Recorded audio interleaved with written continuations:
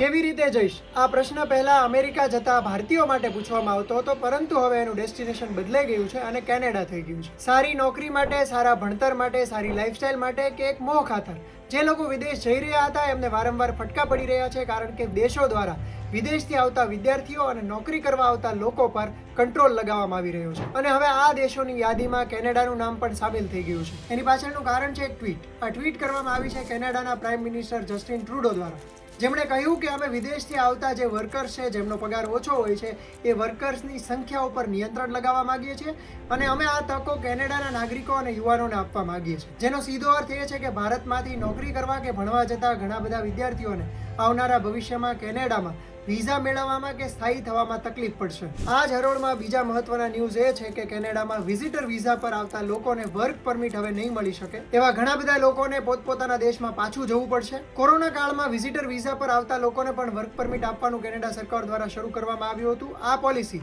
28 ફેબ્રુઆરી અને 2025 પૂરી થવાની હતી, જેને સરકારે વહેલા ટૂંકાવી દેવાનો નિર્ણય લીધો છે. IRCC એટલે કે ઇમિગ્રેશન, રિફ્યુજીસ, સિટીઝનશીપ કેનેડા દ્વારા આ પ્રકારની જાહેરાત કરવામાં આવી છે અને એની પાછળનું કારણ એવું આપવામાં આવ્યું છે કે હવે જે ટેમ્પરરી લોકો કેનેડામાં રહે છે એની સંખ્યા સરકાર ઘટાડવા માંગે છે અને ઇમિગ્રેશન પોલિસીને બદલવા માંગે છે. TFWP એટલે ટેમ્પરરી ફોરેન વર્કર્સ પ્રોગ્રામ હેઠળ જે લોકો કામ કરે છે એની સંખ્યા ઘટશે.